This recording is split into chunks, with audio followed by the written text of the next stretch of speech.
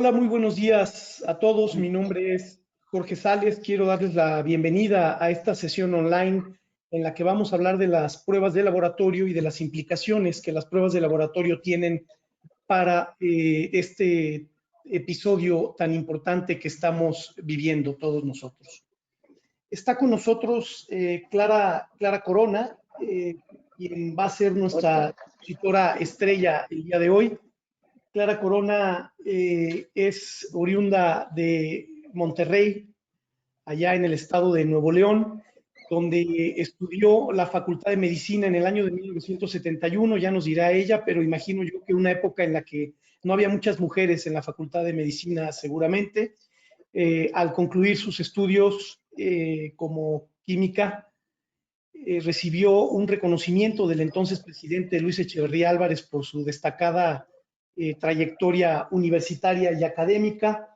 Posteriormente, y yo creo que eso es lo que la ha marcado también en los términos de su negocio, trabajó con su familia en un negocio de eventos, según entiendo, y posteriormente ella desarrolló una carrera académica muy exitosa siendo muy joven, madre de dos hijas, de dos mujeres ahora, y siempre tuvo la inquietud de, pongo entre comillas, echar a andar un negocio propio para hacer diagnósticos y pruebas. Y en este afán, a pesar de estar muy vinculada a la parte académica y a la parte de la química, logró en el año de 1992 poner su negocio propio, bioquímica de laboratorios biomédica de referencia, un negocio exitoso, ha sido galardonada por muchos de los presidentes de la República, y cuando digo muchos, de verdad digo muchos, por el Premio Nacional de Calidad, y ella es la fundadora de estos laboratorios, uno de los cuales es justamente uno de los laboratorios autorizados para las pruebas médicas. La conozco como cliente, la conozco como amiga, la conozco como proveedor también, y en cualquiera de estas facetas estoy convencido de su gran calidad profesional, ética y humana. Y hoy nos va a platicar muy amablemente de lo que son las pruebas médicas. Yo creo que esto nos va a dar mucha luz a los que no somos expertos en esto, a los que somos neófitos en esta materia, porque hemos oído de pruebas PCR, hemos oído de pruebas TCR, hemos oído de aparatos de química de luminiscencia, hemos oído de antígenos, hemos oído de un montón de conceptos en un bosque así brutal, y además tenemos ya obligaciones legales los empleadores de cumplir con una serie de pruebas médicas también, y por eso es que me tomé la libertad de invitar a Clara y estoy de verdad muy honrado de su amistad y de que haya querido participar con nosotros esta mañana. Adelante, Clara, muy buenos días. Al contrario, Jorge, muchas gracias. Te tengo un reclamo, frente a todos los que están escuchando. Venga. Me pueden calcular mi edad muy fácilmente cuando salí de la universidad. No, pero no. Eso. La realidad es que no la escondo y estoy orgullosa de mi edad. Y muchas gracias por tan bella presentación, Jorge. Bueno, yo estoy la agradecida de que Jorge me invitó a platicar con ustedes, porque sí creo que hay muchas dudas sobre temas que nosotros en el laboratorio los manejamos todos los días, es el pan de cada día para nosotros, y sí vale la pena explicar un poquito. Un momentito, voy a buscar la presentación. La tiene... Ahorita que nos pongan la presentación.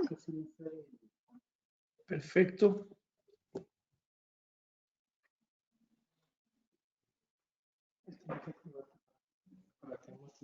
Jorge, tú tienes que activar para la presentación. Perfecto, entonces, a ver, ahora mismo te activo aquí como presentadora. Sí. Dame un segundo. Listo, ya tienes tú el control. Ahí está. Perfecto.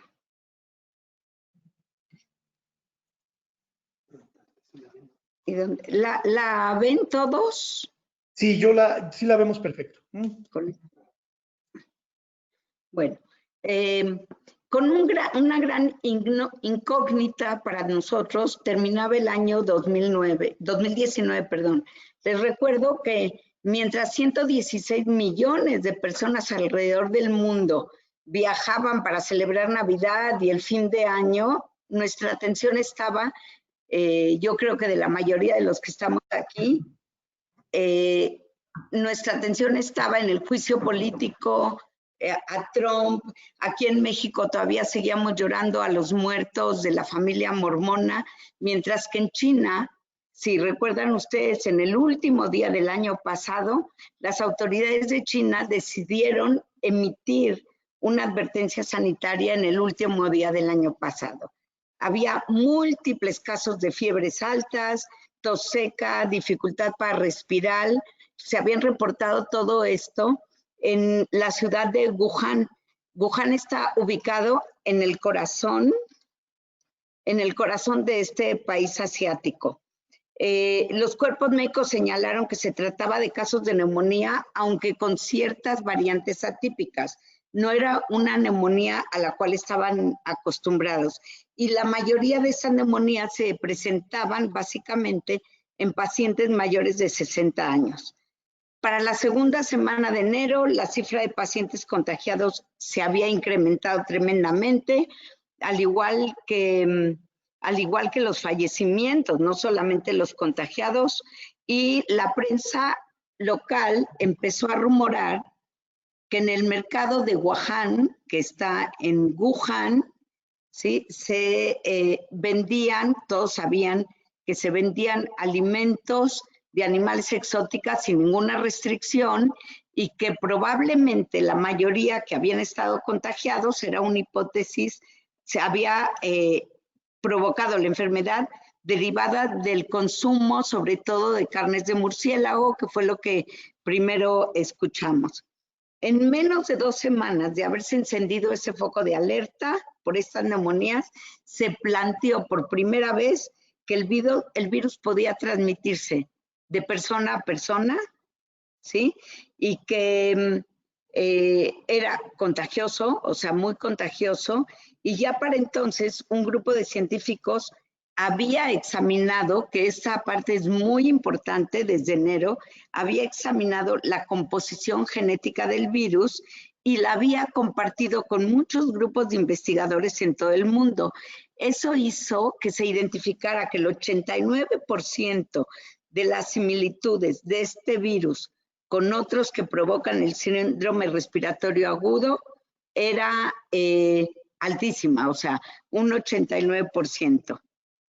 A este virus, como todos sabemos, se le llamó coronavirus por estas extensiones que llevan encima de su núcleo que se asemejan a la corona solar, como lo pueden ver ustedes. No es una corona de un rey, sino como pensábamos en un principio, es la corona solar.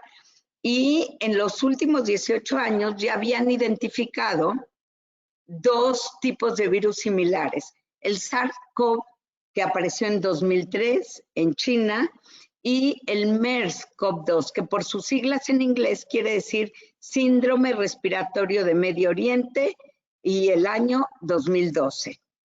A este padecimiento ahora se le derivó el padecimiento derivado del SARS-CoV-2 2019 por el año en el que se encontró, ¿ok? Se le llamó SARS-CoV-2 2019, y el padecimiento derivado de su presencia se llamó COVID-19. Nosotros utilizamos genéricamente el COVID-19, pero ese es el nombre de la enfermedad, no del virus. El virus es un coronavirus de la familia de coronavirus. ¿Por qué lo menciono? Porque en la familia del coronavirus tenemos por lo menos 9 tipos diferentes de coronavirus. Algunos no son agresivos como el que estamos viviendo ahorita, y tal vez todavía les tocó en el año 2019 a algunos de ustedes o inicios del 2020 asustarse, porque a lo mejor les habíamos hecho una prueba de laboratorio y tenían coronavirus, y efectivamente sí se presentaba un coronavirus, pero una de las especies que no es tan contagiosa y tan agresiva como la que conocemos ahorita, ¿no? Ante esta realidad en la que infecciones por el coronavirus eran constantes en más de 100 países del mundo y las cifras de personas afectadas rebasaban las 100,000, el 11 de marzo la Organización Mundial de la Salud declara oficialmente que vivíamos una pandemia. ¿Cómo se transmite el coronavirus? Bueno, hemos escuchado mucho que se transmite por vías respiratorias altas, y así es. ¿Por qué por vías respiratorias altas? Porque al virus lo que le encanta son las mucosas.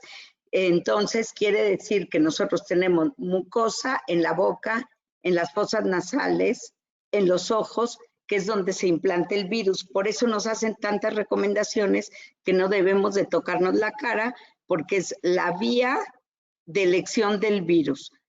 Boca, nariz y ojos. ¿Cómo llega a nosotros? Pues lo que nosotros llamamos, o los científicos llaman, gotitas de flush. Las gotas de flush es lo que emitimos cuando estamos hablando. Son tan pequeñas que no alcanzamos a percibirlas. ¿Por qué decimos que cuando tú toses o estornudas es una forma en que te puedes contagiar? Bueno, pues porque en esas gotas grandes de flush lo que vas a encontrar es mayor cantidad de virus, pero eso no quiere decir que mientras no estamos frente a una persona hablando, cuando no nos damos cuenta que estamos emitiendo estas gotitas, entonces es una forma también muy fácilmente de contagiarse. También lo podemos encontrar en lo que se llaman fómites. Los fómites es cualquier objeto que está carente de vida, ¿sí? O sustancia también, ¿no? Y que tiene la capacidad de transferir de un individuo a otro. Por eso también nos llaman mucho de lavarnos las manos, porque aquí en mi mesa yo estoy hablando o está conmigo acompañándome a alguien que es contagioso, se queda el virus en la mesa o se queda el virus en el piso cuando caminamos y lo podemos transmitir. Si yo toco mi escritorio y después agarro un papel, ese papel lo entrego a algún colaborador en el laboratorio, a algún compañero, él en sus manos ya lleva el virus, se toca la cara y se contagia. Es un virus muy, muy contagioso, muy fácil de contagiarse, como pueden ver, ¿no? ¿Cuáles son los síntomas? Que ya lo sabemos y seguramente algunos de ustedes lo ha vivido. Es fiebre, tos seca, falta de olfato, que científicamente se llama anosmia, pérdida del gusto, que es ageusia, así se denomina, diarrea, dolor de garganta, abundante secreción nasal, cansancio, dificultad para respirar, que le llamamos disnea. No quiere decir que todos estos síntomas se van a presentar al mismo tiempo, pero uno que hemos aprendido que es lo más común, más que lo más común que te determina al 100% que es una infección por coronavirus, es la falta de olfato y la pérdida de gusto. Sin embargo, lo que hay que cuidar, o sea, por supuesto la fiebre, por supuesto controlar la tos, pero sobre todo la dificultad para respirar, la disnea. Tenemos que estar controlando, no tener disnea, que no tengamos disnea para que no se complique la enfermedad, ¿ok? ¿Cómo es la evolución de la enfermedad? La enfermedad tiene 3 fases. La fase 1, que es la fase viral o la fase virémica, que se presenta en los primeros 3 días del contagio. Aquí es muy importante iniciar un tratamiento, hablarle al médico para que nos empiece a controlar, porque todas las complicaciones suceden después de esa fase virémica. En la fase virémica nosotros no como químicos, el médico, podemos llevar a cabo acciones que se controle que el virus no ingrese a las células nuestras, no se replique y no pase a la fase 2. Entonces, aquí es donde ustedes han oído a lo mejor que los médicos inician el tratamiento con acitrocina, con hidroxicloroquina, que es un medicamento que en la farmacia se vende, por ejemplo, como Plaquenil, que es un inmunomodulador que se ha usado para tratamiento de enfermedades autoinmunes. Ese no se puede tomar si el médico no nos los receta, porque también para complicación de la medicina, ¿sí? El virus no tiene palabra. O sea, en algunos pacientes se presenta de una forma, en otros pacientes de otra. Entonces, o hay que atacar las vías respiratorias o hay que atacar también la parte gastrointestinal. Ustedes han escuchado que el virus ya cuando se complica se va a otros órganos. Entonces, en esta fase es muy importante cuando empezamos con síntomas, hablarle al doctor. Ya les daré algunos consejos como comprarse un oxímetro, pero en esa fase lo que queremos todos los que estamos aquí presentes, más la población, es no ingresar a un hospital y que nos puedan controlar desde casa. Hay que recordar que el 80% de esta infección, de esta pandemia, va a cursar con síntomas muy leves o asintomáticos. O sea, de entrada se sabe que el 80% de los que se han infectado se van a curar. Solamente un 20% son los que se pueden complicar. Y no necesariamente el que se complique es sinónimo de muerte. Complicar quiere decir que va a tener que entrar al hospital, a lo mejor a ser valorado, a ser observado, a recibir oxígeno. Solamente un 8% son los pacientes que se complican y que podrían llegar a una intubación, ¿no? La fase 2 es la fase de hiperinflamación. El virus lo que hace es estimular a que haya una hiperinflamación de todo el organismo porque se están liberando unas proteínas que nosotros le llamamos citocinas. Y aunque las citocinas a veces son en pro de inflamar, también están en pro de no inflamar, ¿no?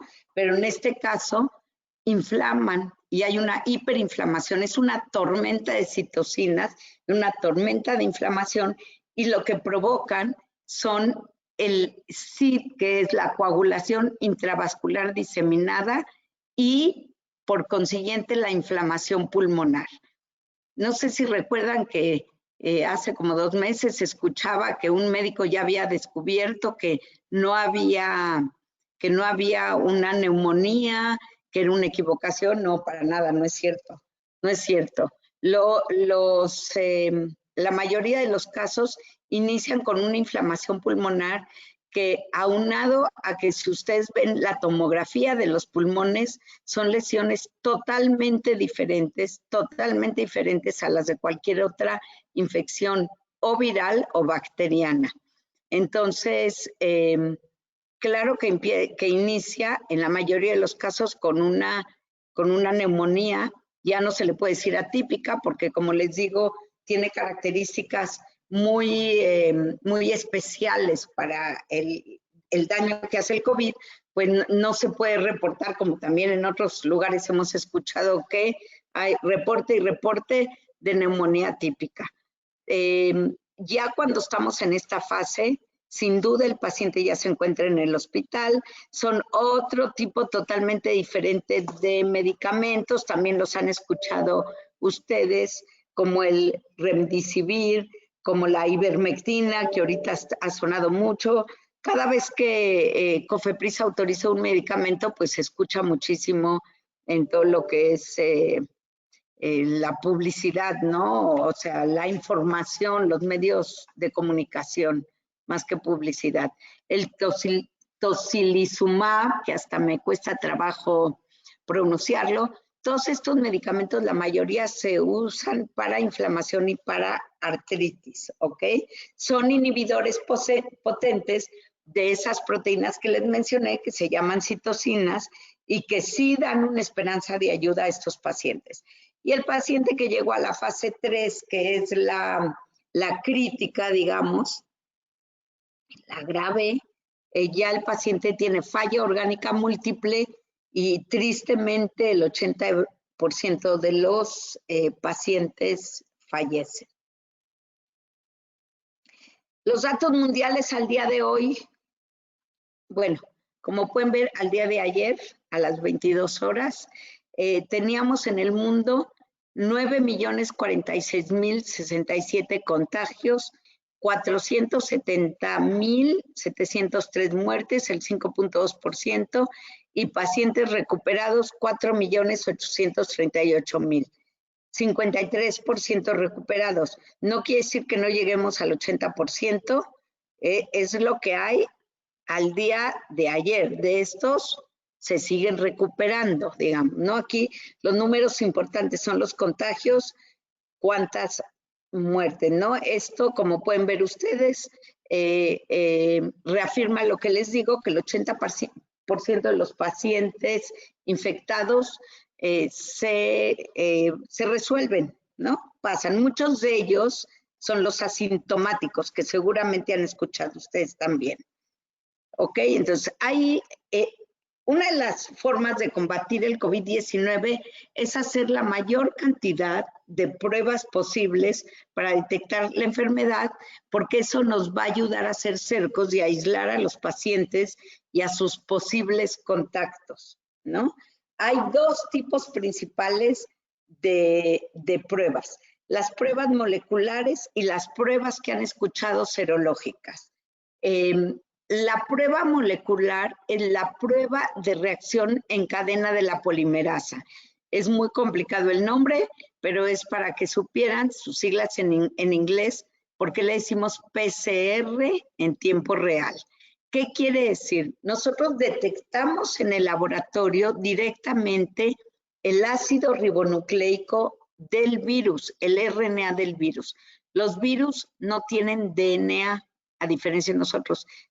No tienen ácido ribonucleico, tienen RNA, el ácido ribonucleico, no el desoxirribonucleico.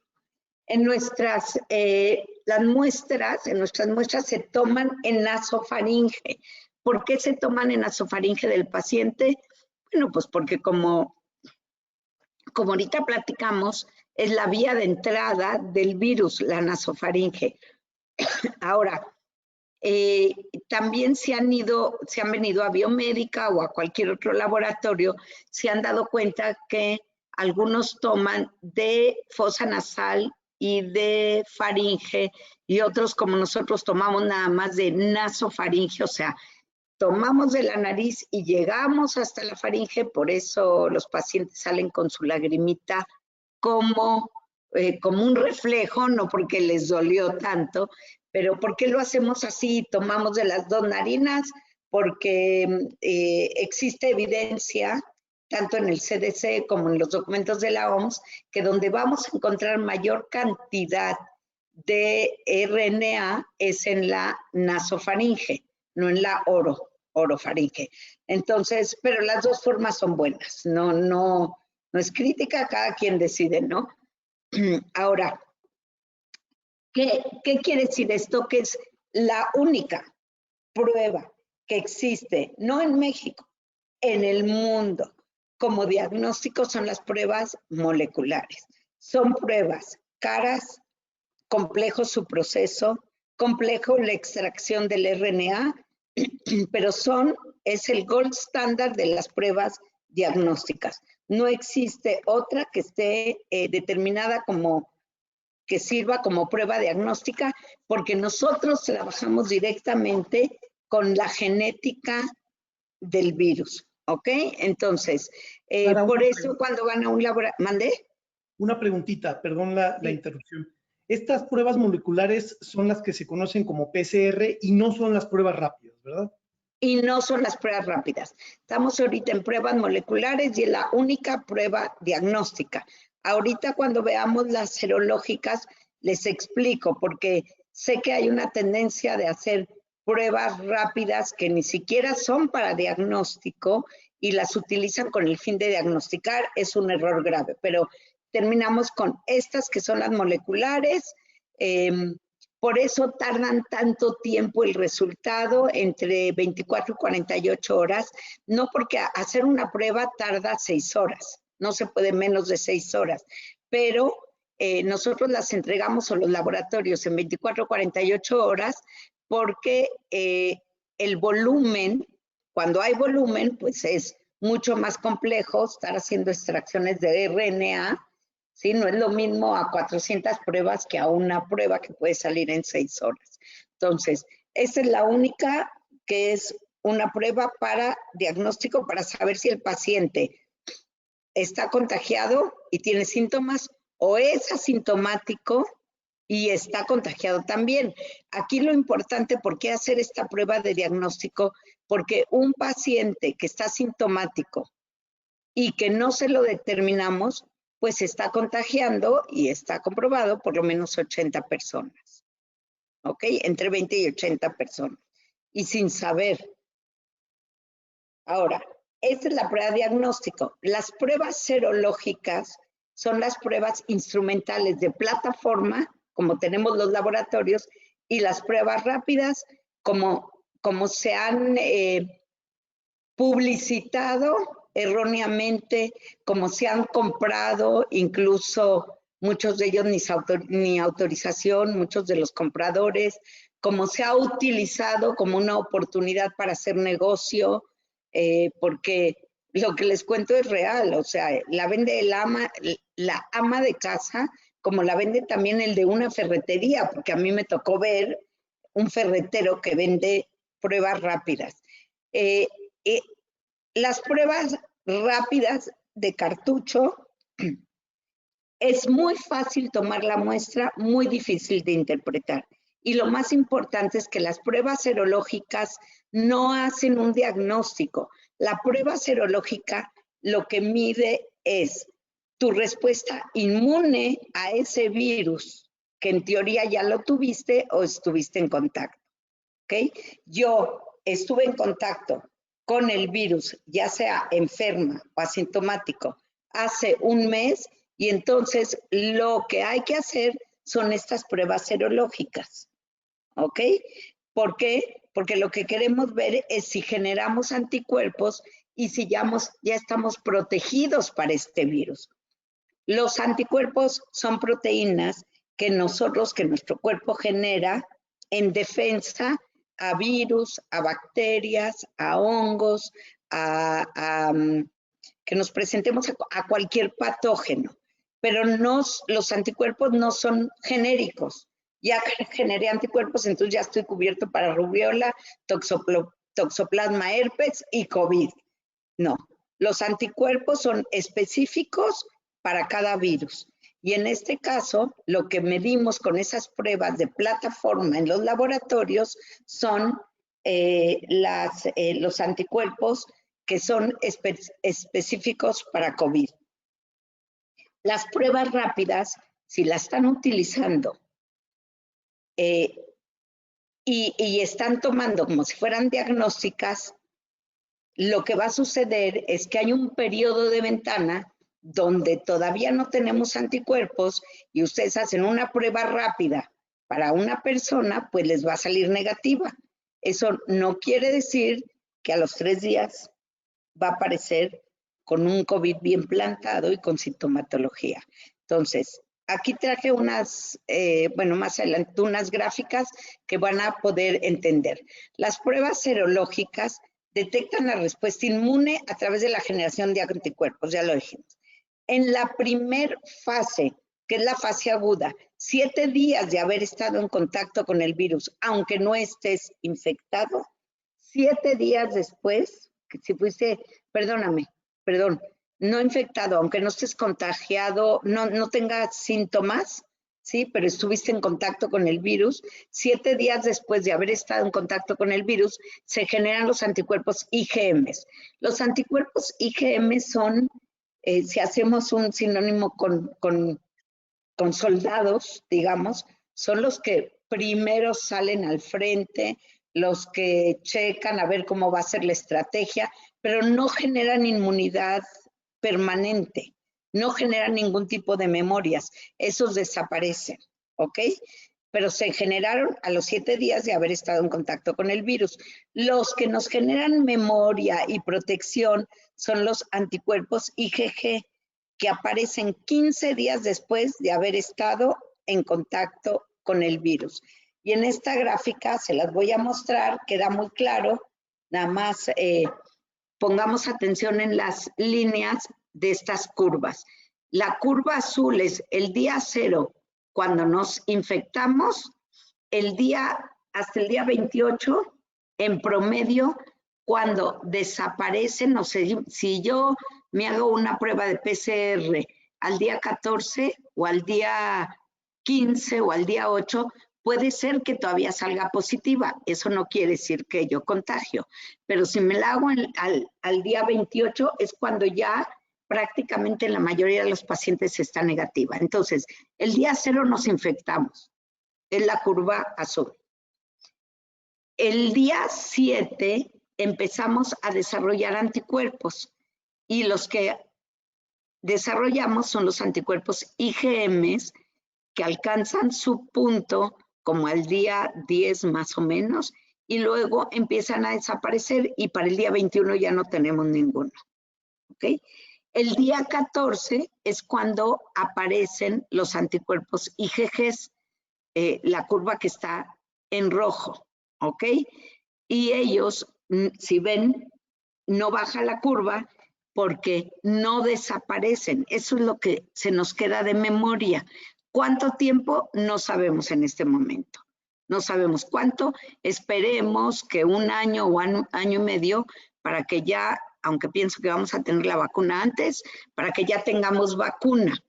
Por eso, los pacientes que se han vacunado para influenza, recuerdan que se tienen que vacunar cada año, porque el virus muta y porque la memoria de la vacuna anterior de hace 1 año desaparece después casi cerca del año. Entonces, por eso nos tenemos que estar vacunando cada año. Pero, por ejemplo, tenemos la vacuna de la rubiola. Nosotros nos vacunamos de la rubiola y no nos volvemos a vacunar tal vez hasta en edad adulta. Nos las pusieron de chiquitos y en edad adulta tal vez nos tengamos que volver a vacunar si es que no estuvimos en contacto después con el virus, ¿no? Entonces, el conocer esto es muy importante para desarrollar las vacunas, ¿ok?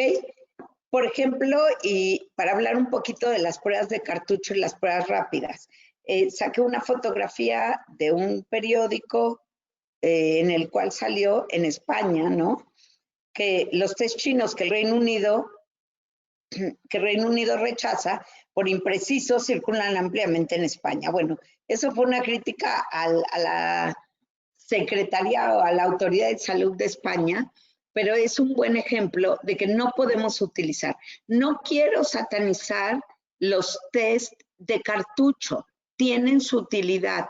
¿Para cuándo o para qué?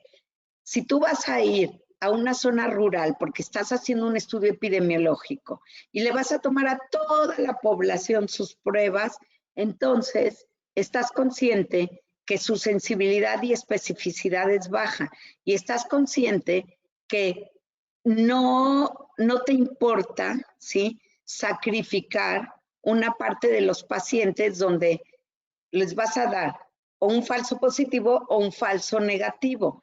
Pero bueno, es costo-beneficio. No pueden muestrear a 120 millones de personas haciéndoles PCR porque es un estudio muy caro, ¿ok? Por eso, de hecho, el gobierno ya hizo un algoritmo de cuántas pruebas debemos de tomarles para iniciar, para reactivar, ¿no?, la economía.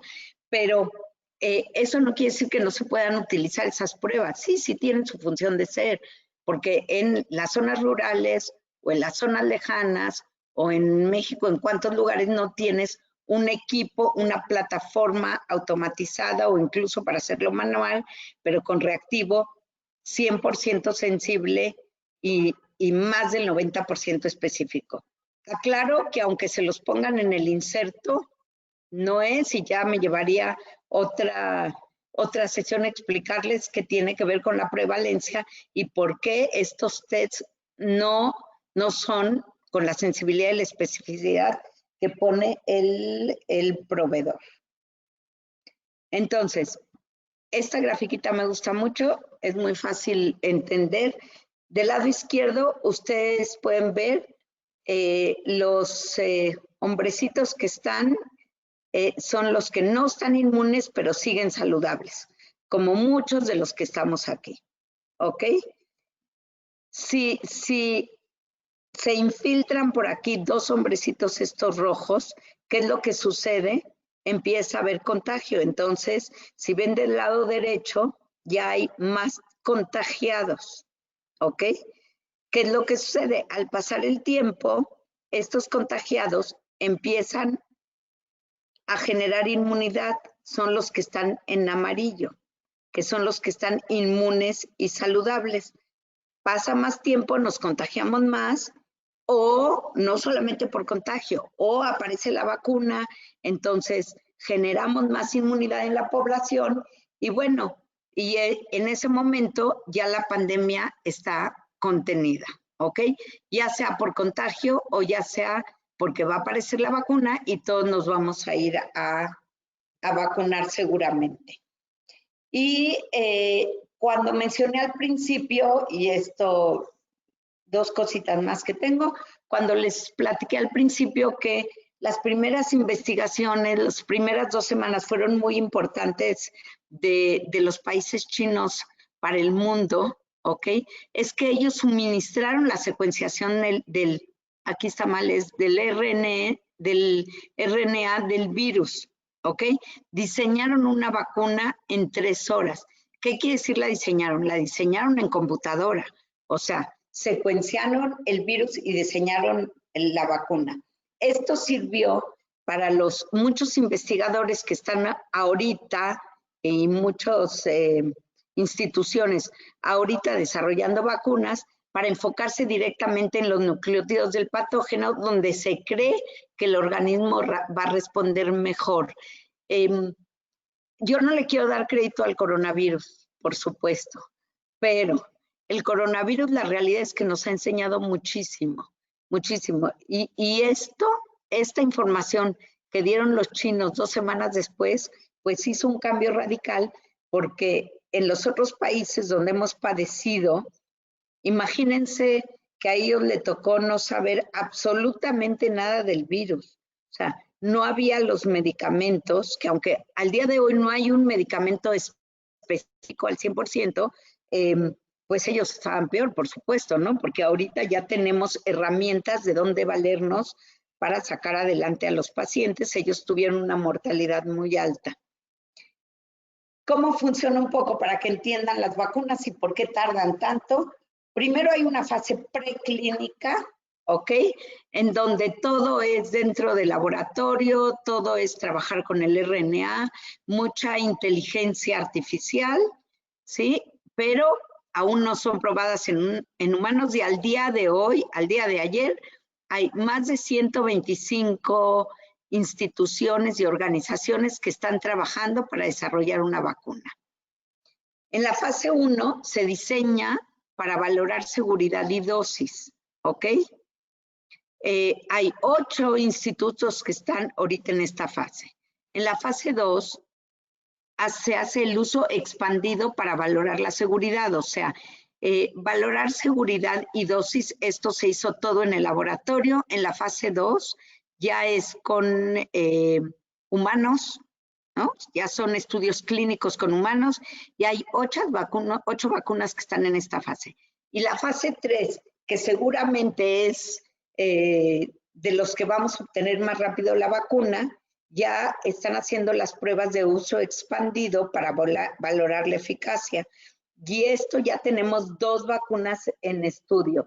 Una de ellas, y escucharon también, me imagino, en las noticias, es la de AstraZeneca, que desde inicio hizo una alianza con el Instituto Oxford para tener vacunas, para desarrollar la vacuna.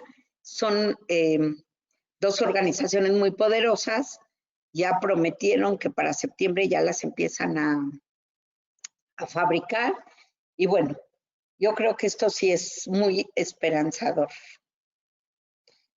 ¿Qué tipos de vacunas vamos a tener? Nada más les explico que en las 2 primeras, por ejemplo, la genética. ¿Qué quiere decir la genética? Que están trabajando con los genes del virus, ¿sí? Y la fase 3 inicia en el 3 de julio, que esperan. Y la siguiente, que son las más prometedoras, por eso les platico de ellas, es el vector viral, o sea, utilizan un adenovirus, un virus que tiene la composición genética muy parecida al COVID, ¿sí? Y eso es lo que nos van a vacunar.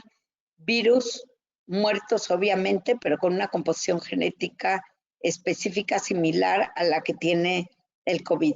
También va a haber virus, por ejemplo, atenuados, como atontados, que se van a utilizar también como estos, vacuna de virus atenuados, que son virus que no son patógenos, es el mismo virus del COVID, no patógenos, están atenuados, pero que la mayoría de las vacunas que recibimos ahorita para otros virus son muchas de ellas virus vivos atenuados, ¿no?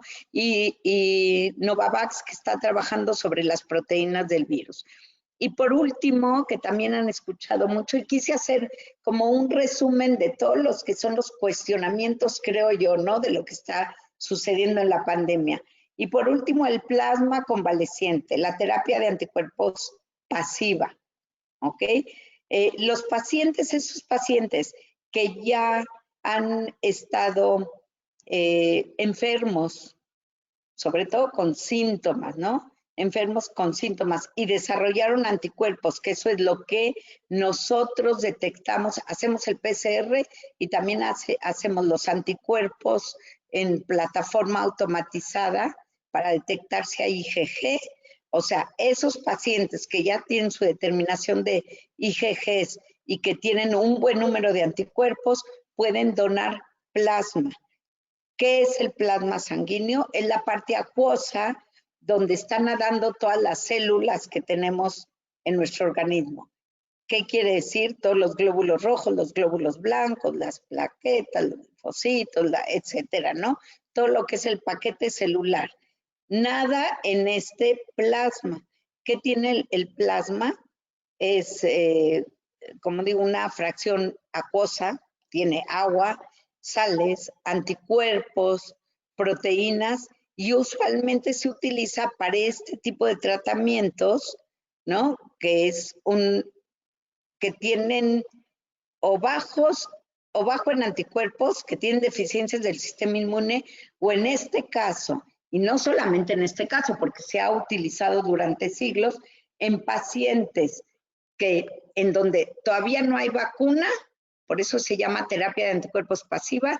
Nosotros los que estamos contagiados y que pudimos donar nuestros anticuerpos, se los transfunden al paciente que está en etapa crítica y grave, no a los pacientes cuando inician la infección, y sirve como vacuna. Aquí está cómo se hace, el principio es muy sencillo.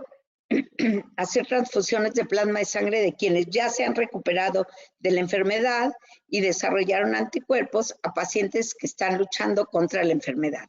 Pero recuerden que esto, el plasma convaleciente, solamente es útil cuando el paciente es hoy como una última alternativa, pero ha ayudado mucho. No en todos los lugares en nuestro país se está haciendo. El Seguro Social tiene todo un protocolo. El Hospital ABC ahorita va a empezar, de hecho ya empezó. Nosotros lo estamos apoyando un poco con los pacientes que ya salieron positivos. y bueno, creo que va a ser muy exitoso. Sabemos que en la pandemia de 1918, en la gripe de esta pandemia, se hicieron 1.700 tratamientos de plasma convaleciente. Hoy por hoy, comparándolo con la medicina actual, pues no podemos saber su efectividad, obviamente, en los documentos, pero sabemos que se ha utilizado durante muchos años.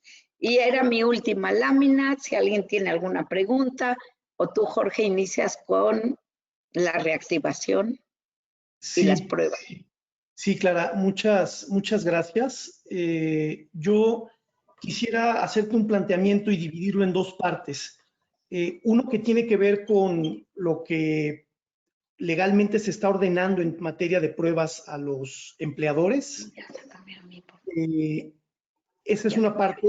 Y la otra parte de la pregunta tiene que ver con una cuestión que implica una gran responsabilidad quizá, y es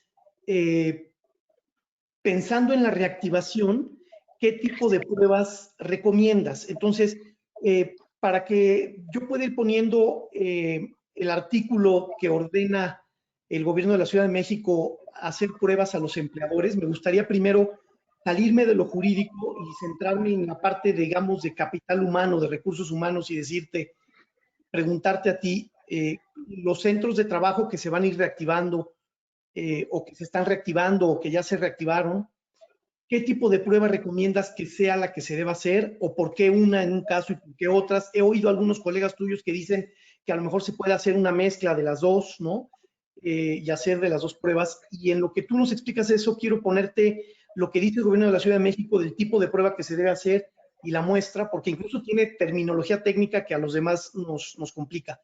Y ya de pasadita, que nos hables un poco de los costos para que dimensionemos los que estamos aquí, cuánto significa esto a lo mejor en gastos que tenemos que prever las empresas y los empleadores. Claro.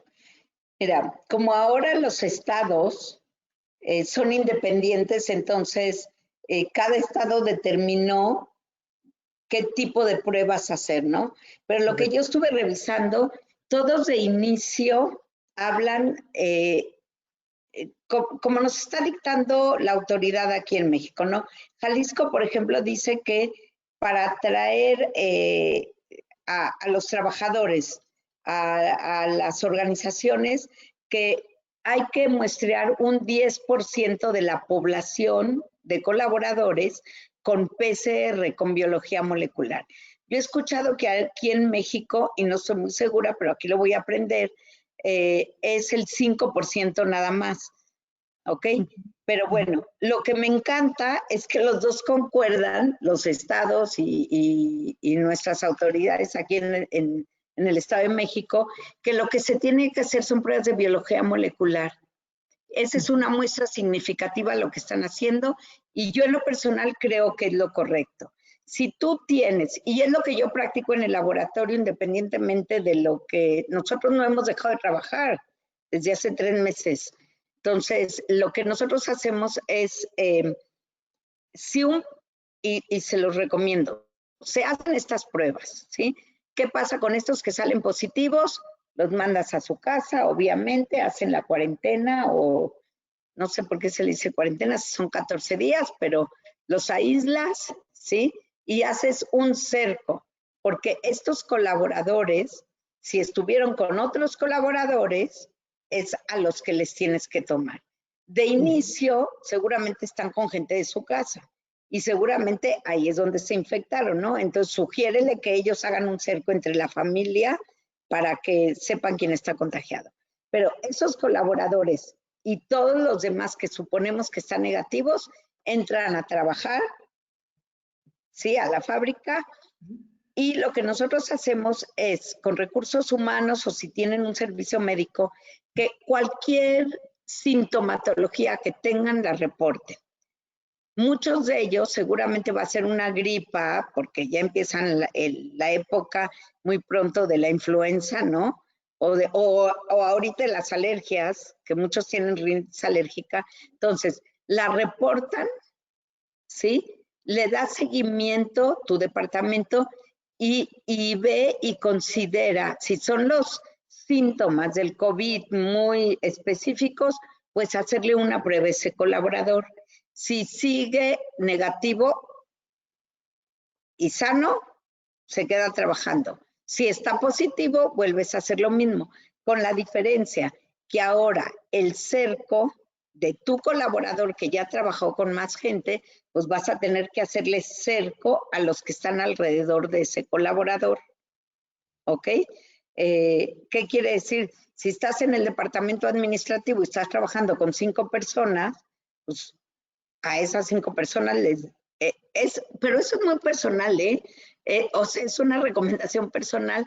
A esos los checas y si está negativo se quedan trabajando. Si tienes por ahí un positivo, pues ya, lo aíslas junto con tu otro colaborador. Y Oye, las pruebas de anticuerpos, ¿ok? Igual agarra a los que ya sabes que ya estuvieron enfermos porque te lo van a decir, les checa los anticuerpos y con ellos puedes estar totalmente tranquilo que ni se van a contagiar y no van a contagiar a nadie. bien, entonces déjame recapitular solo para ver si entendí. Cuando tú te reactivas, tendrías que haber hecho un censo previo de tu población laboral, identificar a los que ya tuvieron el padecimiento y a esos que te declaran haber tenido el padecimiento, la recomendación quizás sería le haces una de estas pruebas rápidas, ¿correcto? Entonces, no estoy muy segura si prueba rápida. Bueno, ok. Pero bueno, háganle, o sea, yo las pruebas rápidas siento que han hecho mucho daño en nuestro país como en otros, ¿sí? Las pruebas rápidas no necesariamente son confiables, 100% confiables, pero que la gente decida. O las piden en un laboratorio, que son las formales, que tú detectas IgG y que tienen mayor sensibilidad y especificidad, o sabrá quién la quiere hacer una prueba rápida. Pero Entonces, es para anticuerpos, no es para saber si está enfermo. Entonces, digamos que lo más ortodoxo y lo más radical sería, antes de que todos regresen a trabajar, todo el mundo se hace la prueba diagnóstica, la prueba molecular, lo que se conoce coloquialmente como la prueba PCR. Eso es lo que daría una mayor certeza en cualquier centro de trabajo, ¿correcto? Correcto, pero es una prueba cara. Es el punto, Eso más o menos es 3,000. lo único que lo limita, ¿no? O sea, una prueba de PCR, te puedo decir con nosotros, obviamente cuesta 2,850 pesos masiva, que el total son 3,300 pesos, perdón. Una prueba de anticuerpos con nosotros salen 1,200 pesos ya con IVA, de anticuerpos. Bien, Lo bien. que es paradójico, Sergio, y no entiendes, es que las pruebas rápidas, muchas de ellas cuestan más caro de la que se está dando en un laboratorio formal. ¿Cómo? Y se siguen comprando. Claro, o sea, la prueba en un laboratorio te sale más o menos a 700, 800 pesos y luego las pruebas rápidas se las están vendiendo a 1,000 pesos por prueba. Ah, hablas de estas de cartucho, de cartucho, sí. Ok. Sí, de cartucho. Es absurdo. Que te Bien, dan mucho fe. claro, cada empresa cada empleador tendría que decidir cuál es la combinación entre entre este frágil equilibrio entre salud y economía, ¿no? Para decidir qué pruebas son las convenientes con esta información. Estoy compartiendo mi pantalla, Clara, no sé si tú la ves ahora mismo. ¿Me podrías Yo te veo confirmar? a ti nada más. Ah, ok. Entonces, dame un segundo para compartir la pantalla. Para que podamos, bueno, aquí me dice el panel que sí estoy mostrando la pantalla principal y entiendo si alguien me puede escribir ahí en el chat que me confirme que la está mirando. Vamos a ver, lo que dice la Ciudad de México es que, a ver, quizá lo primero que convendría decir es, el tema de exigencia de pruebas es un tema que cae en la cancha de cada entidad de la República, de cada estado de la República. El gobierno federal en los protocolos no está exigiendo pruebas, lo está haciendo cada entidad de la República. Ahora, en la Ciudad de México, lo que se está pidiendo es justamente lo que tú acabas de decir, que aquellos centros de trabajo que tengan 30 o más personas tienen que realizar a su costa pruebas de COVID-19 por lo menos al 5% de la totalidad de su plantilla laboral. Y aquí vienen las primeras dudas para ti, porque dice esta disposición, estas pruebas se tienen que hacer de forma individual o grupal. Primero, ¿qué entendemos por que sean de forma individual o grupal? Y luego lo segundo que llama la atención es que dice que estas pruebas tienen que combinar y procesar como una sola prueba de reacción en cadena de polimerasa de diagnóstico del virus COVID-SARS-2. ¿Qué es eso en cristiano? Lo que les expliqué de la biología molecular, la palabra PCR quiere decir prueba de reacción en cadena de la polimerasa. Es de diagnóstico del virus de COVID, SARS-2, porque como hablamos de la genética del virus, es para este virus en específico.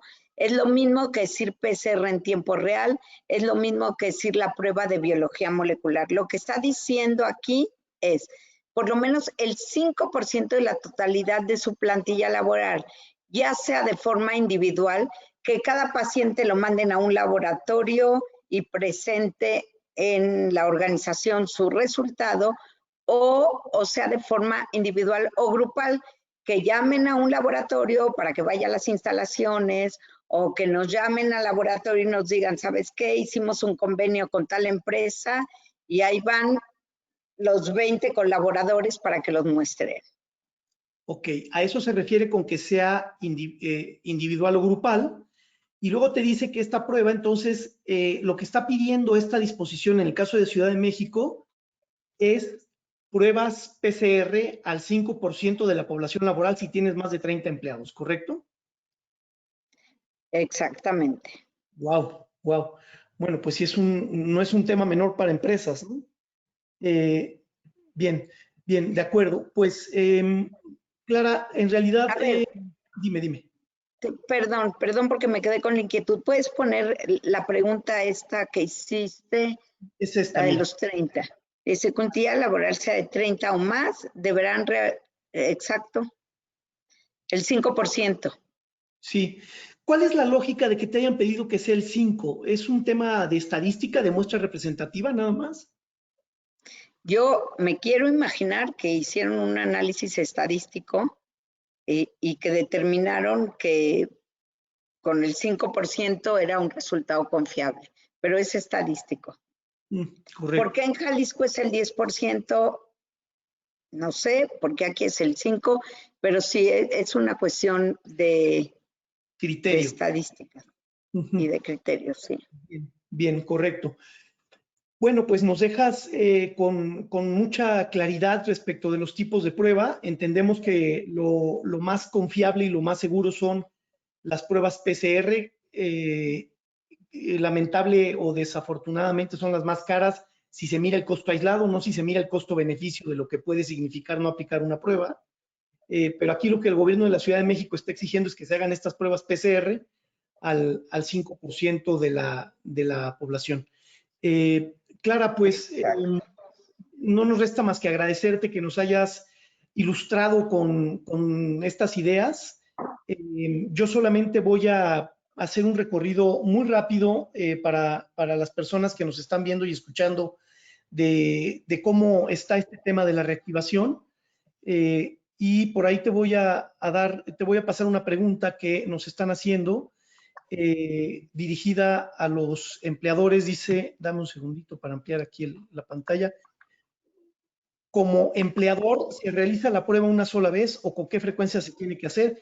Bueno, lo que dicen aquí las disposiciones es que se tiene que hacer una sola vez y si se detectan casos se tienen que repetir.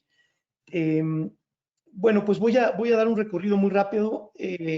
Hay una línea tentativa del tiempo que quizá Clara comparte, especialmente por el tema de la vacuna o por el tema de que se terminen de transmitir los contagios, pero es de esperarse que hacia junio o julio, junio termina ya en 10 días, podamos empezar tener un contacto personal diferente al que hemos vivido desde el mes de marzo.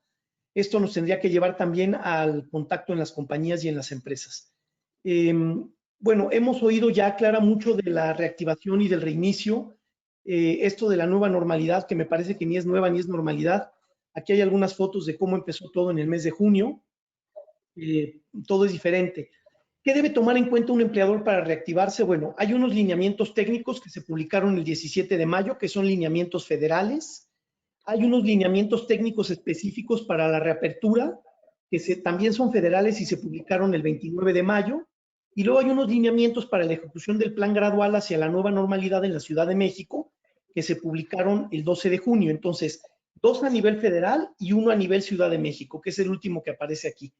Es importante insistir en que solo el de la Ciudad de México es el que habla o el que pide este tema de las pruebas.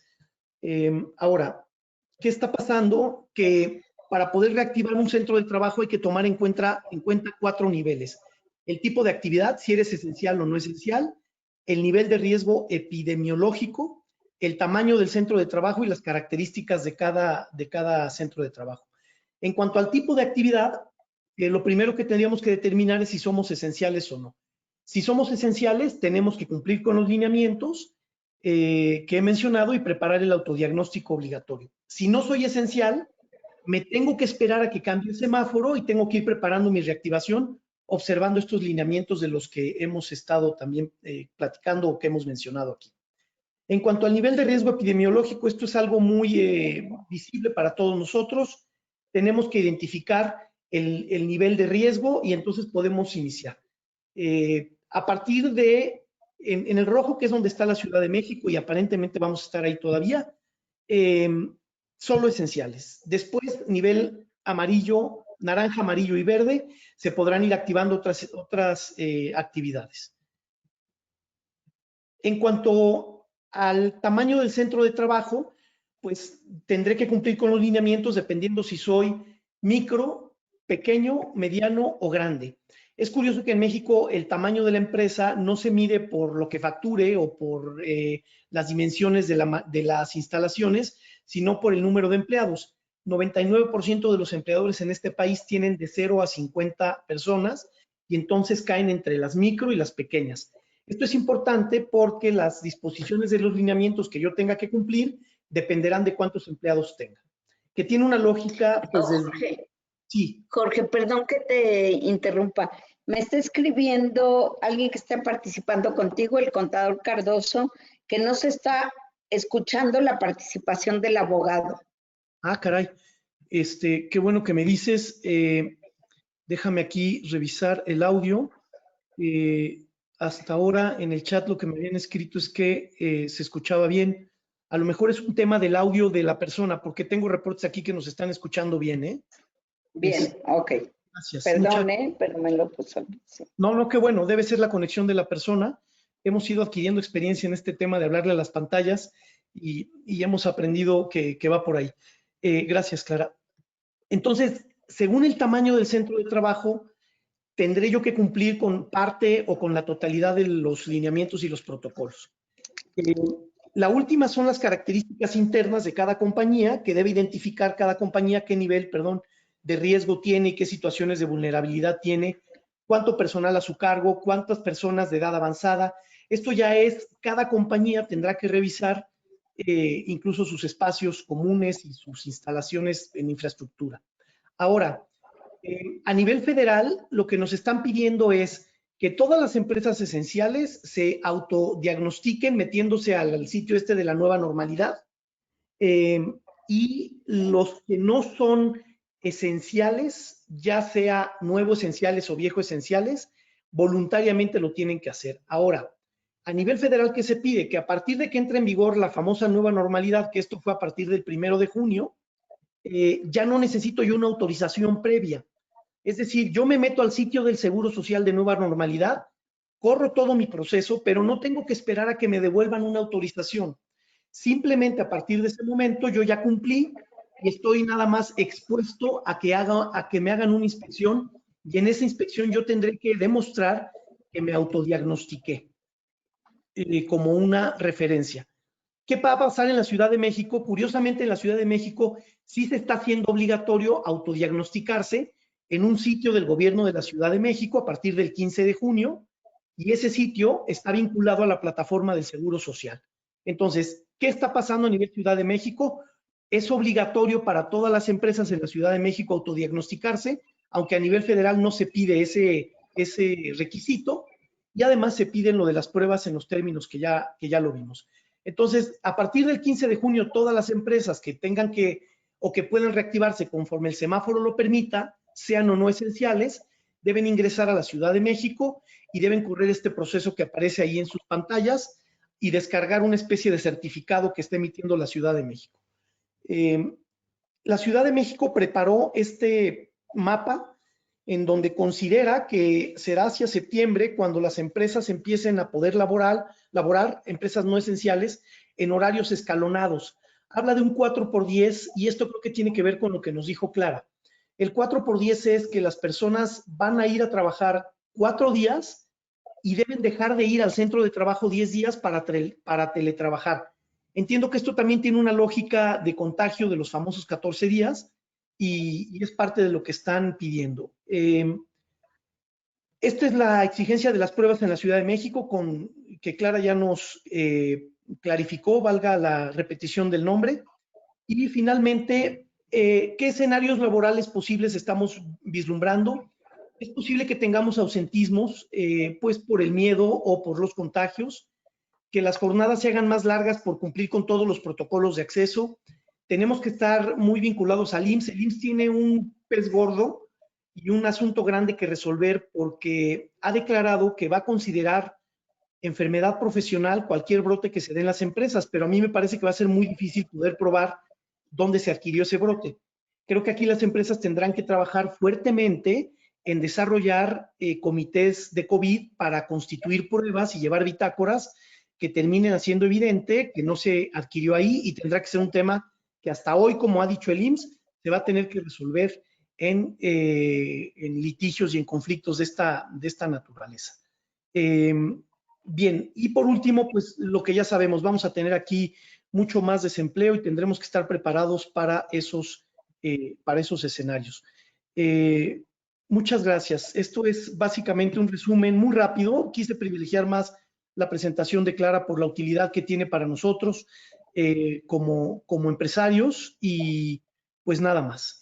Hay una última pregunta de José Ramírez, que creo que ya contestaste, Clara, que es cómo se determinó el 5% de pruebas en la población y si existe alguna recomendación de cómo aplicarlas. Creo que lo del 5% ya lo externaste. Y sobre la aplicación de las pruebas, ¿qué recomiendas más? ¿Que las personas vayan a estos laboratorios autorizados?